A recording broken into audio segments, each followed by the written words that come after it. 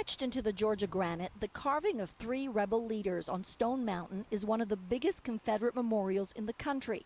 The high-relief sculpture of Confederate President Jefferson Davis and Generals Robert E. Lee and Stonewall Jackson is bigger than a football field. We're kind of proud to have this because a lot of people that come from out of state or out of the country, this is kind of like one place that it's definitely on our list to come and visit. Some of those visitors unaware of the park's Confederate links or come for its other attractions. It's a massive work and it's a piece of art, I would say. The surrounding area, once a stronghold of the Ku Klux Klan, now home to an extremely diverse population.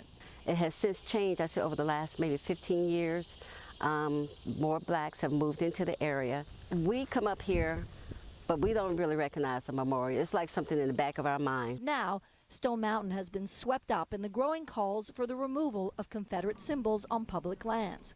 Last week, Democratic candidate for Georgia Governor Stacey Abrams called for the carving to be removed after the racially charged violence in Charlottesville. We cannot celebrate those who tried to tear apart our country and those who defended slavery. The idea of a memorial began in the early 1900s, around the time the Ku Klux Klan was experiencing a rebirth. The Ku Klux Klan was reborn on top of Stone Mountain on Thanksgiving night 1915, and that sort of energized the site itself as a place for a carving to honor the Confederacy. But it would be decades before the carving would be completed. And since its unveiling in 1970, the carving and nearby Confederate flags have been a regular point of conflict between those who see them as honoring Southern heritage and those who believe they glorify racism.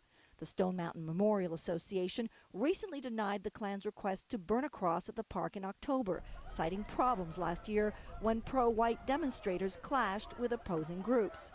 In a statement, the association said it condemns the beliefs of the Ku Klux Klan and that denying the permit is in the best interest of all parties. As for the carving, under Georgia state law, it cannot be removed or concealed and will be preserved as a tribute to the heroism of the people who died in their cause.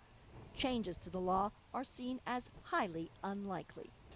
I wish it could be removed, ideally. I don't think history should be ever erased because we never want history to repeat itself. A dilemma echoing across the South.